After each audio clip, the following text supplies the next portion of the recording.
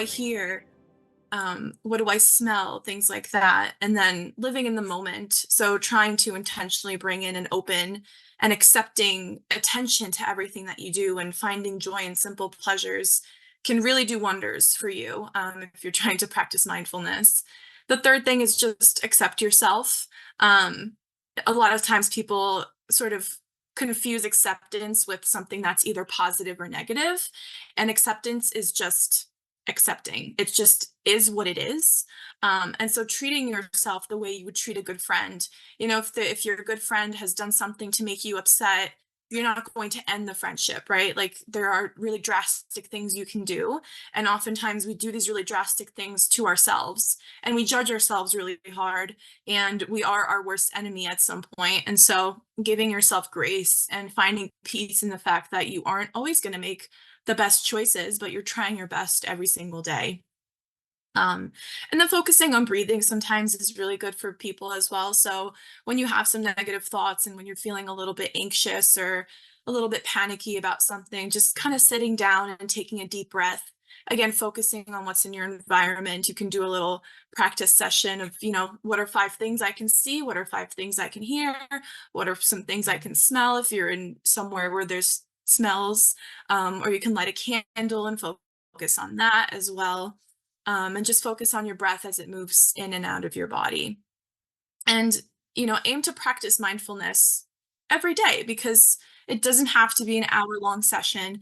It can be 5 minutes a day. You wake up and you have your morning coffee and you sit down and you're just like, here I am sitting having my coffee. And that's mindfulness. And then over time, you'll realize that it just becomes effortless and that you're really finding joy in those little things, and you're making a commitment to reconnecting with yourself and nurturing yourself.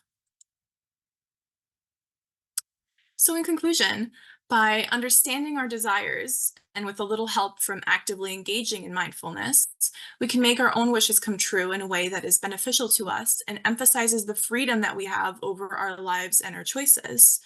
So, toss a coin and tell me what you would wish for.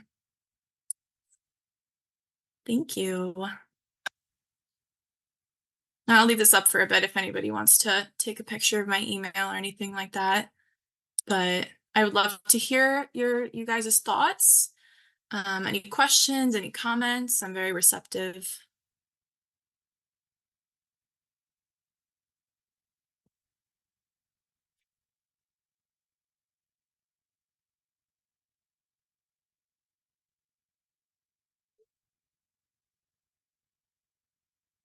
Steph, you can go ahead. Okay, I was gonna say something. I'm always gonna say something when you present.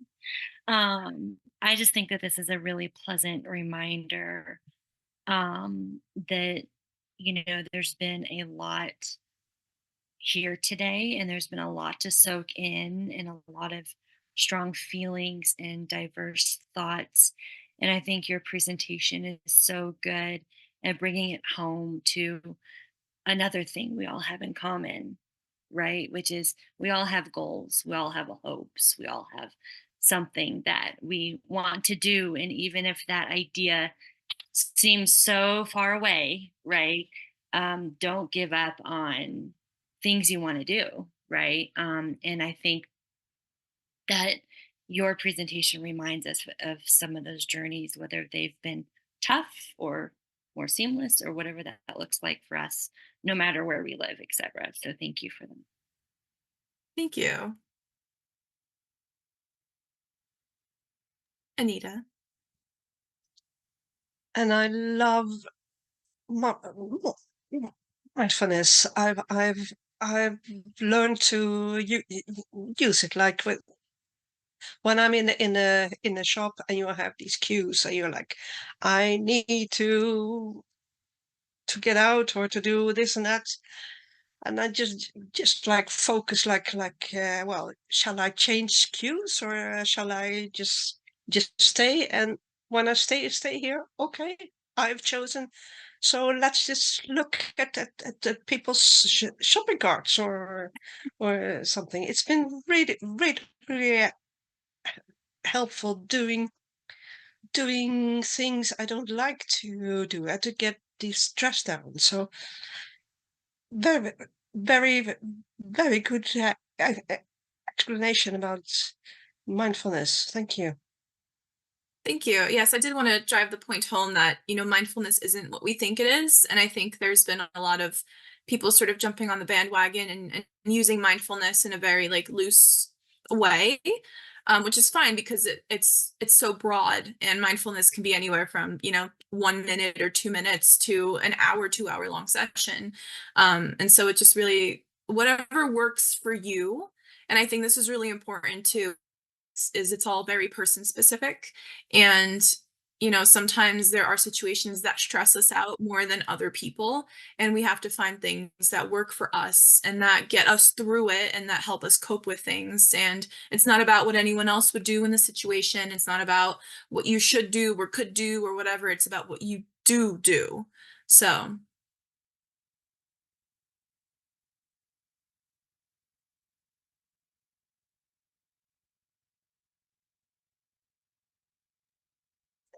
yeah, I'm sorry this is like, go ahead. And to the people in this room, if you look at the ISAD logo from this year, it's been made by Nicole. Thank you very, very much. We love it. You're welcome. You're very welcome. I'm sorry this was like cut in half, the presentation. I know a couple of people joined kind of late and was all kind of messed up, but we powered through. You did it. Yes. Is anybody after me? Let me see. I think we do have a little bit of time. Yeah, so Aiden's coming from space next. So no one has any other questions. I think we can all sort of disperse until that happens.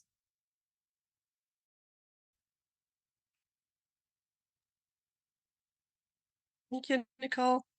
Nicole, I'm sorry I missed your presentation. I got booted out Oh. and then I got stuck with Tom. Yeah, we all got booted. There was some hacking Yes. going on. Yeah. Except I hear that you're doing some mindfulness, and that's so wonderful. Thank you. Yes, my presentation was about wishing wells and how making wishes helps us achieve that, because we know what we want at that point. And then sort of that process of going through, doing just about anything to get to that wish, or realizing that it's going to take a lot of hard work, and practicing mindfulness throughout the way to make it more rewarding. That's lovely. Yeah, thank you. There's a lot of people coming in, and I'm not sure if we're supposed to admit them or not. I don't know. A lot of us were made co-hosts, and so I'm just kind of ignoring it. 5. Okay. Oh, Tom Sharstein just said next sessions are at 5. John and Nicole, you have your full time.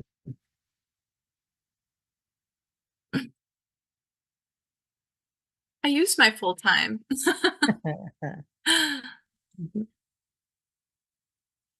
Nicole, what kind of mindfulness practices do you tend to prefer to do? Personally, I love to do mindfulness when I'm driving, or when I'm walking, because I can really focus on what I'm doing. Because when I'm driving somewhere, I always tend to think about what I'm going to be doing when I get there, and how my day is going to look, and what the process is, and who I'm going to talk to, what I'm going to do. And it sends me into a spiral. And so when I'm driving, I tend to just be like, okay, like, I'm driving right now. Like, I don't have to think about anything else. Like, I'm focusing on the road. I'm playing a nice song.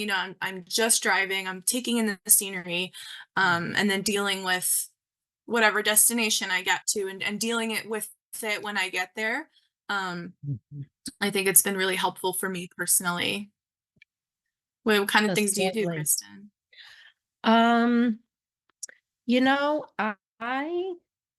I do a lot of the transition breath throughout the day. I don't know if you know what that is, but I just breathing in through the nose and very slowly out pursed lips. And I I tend to do that throughout the day. It's become very habitual.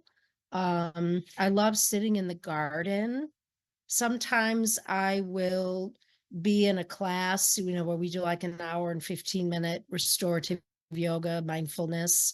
I have found that doing these little mini practices with clients at the beginning of sessions, we do that. And when you do that 7 or 8 times in a day, it really keeps you in that space. So it's Yeah, also seriously. amazing when you stop practicing how all of a sudden you do not feel the same.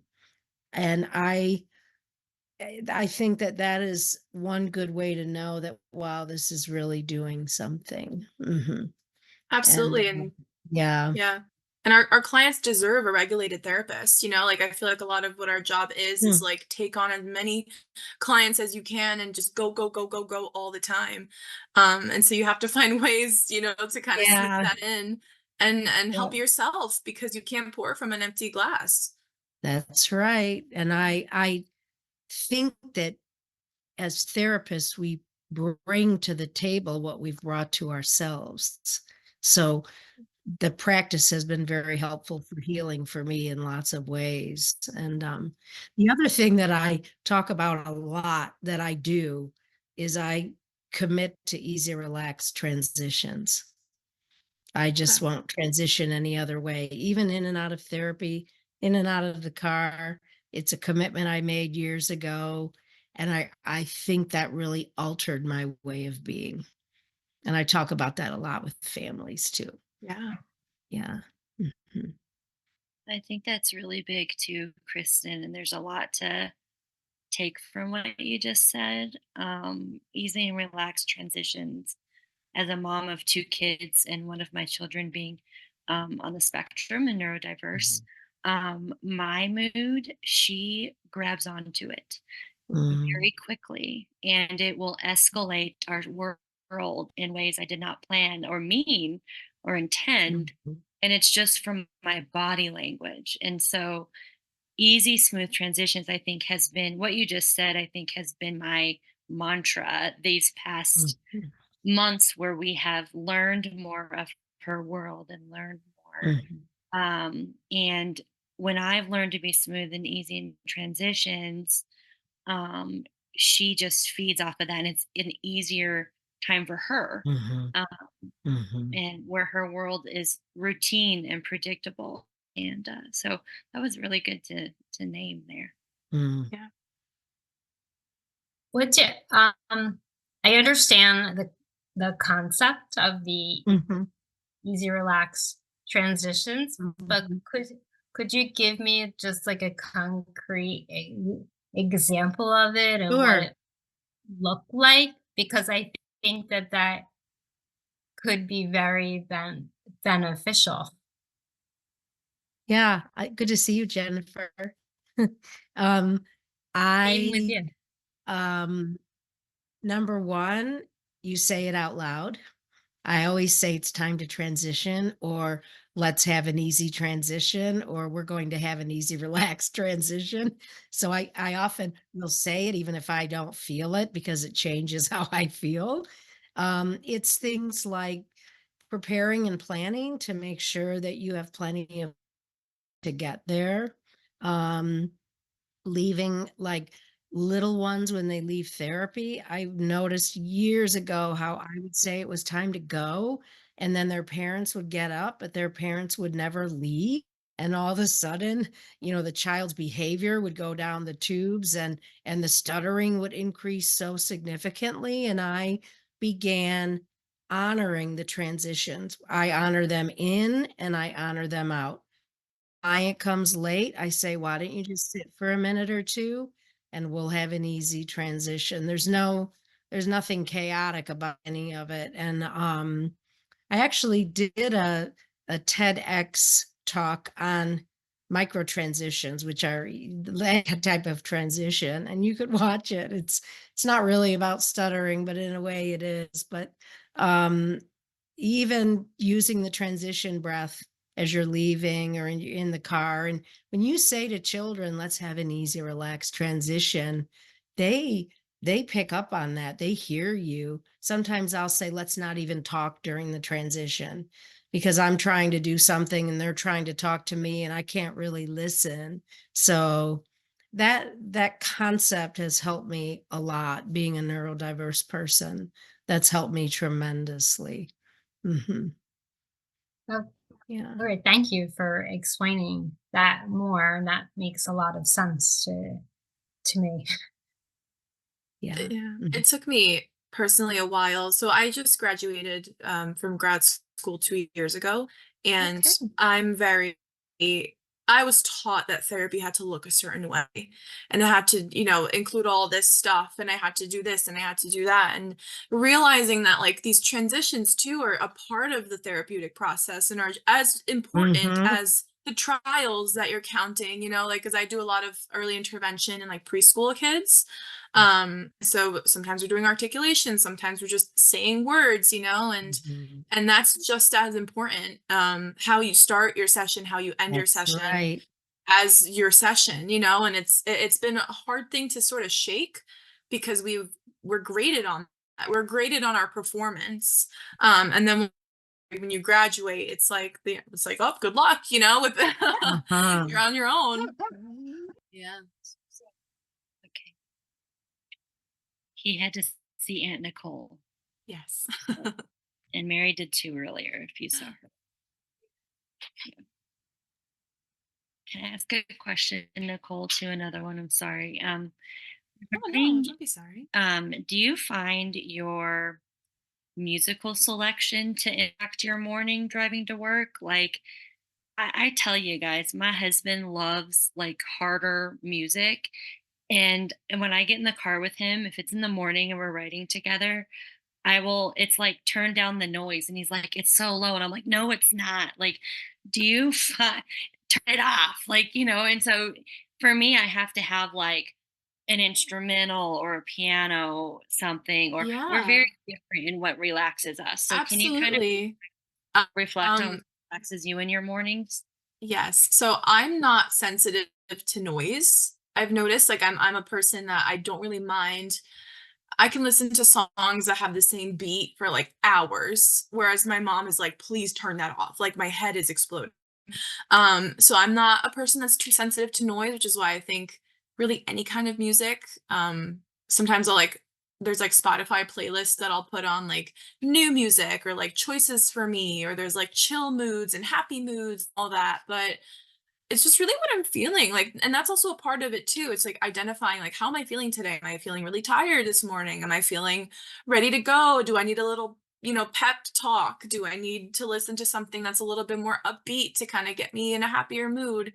So that's definitely part of the process, and you realizing that that kind of music dysregulates you and actually that has the opposite effect on you is really powerful in that way of like, this isn't for me, right? Like these things are not for me to relax me and to put me in a good headspace. Right. So We've just decided no music. It's great in friendship together to just talk to each other, which we don't sure. have time to do. But if the music comes on, we will fight. So it's just, Well, I typically drive alone because I do a lot of like home care and stuff. So I'm usually in the car by myself. And so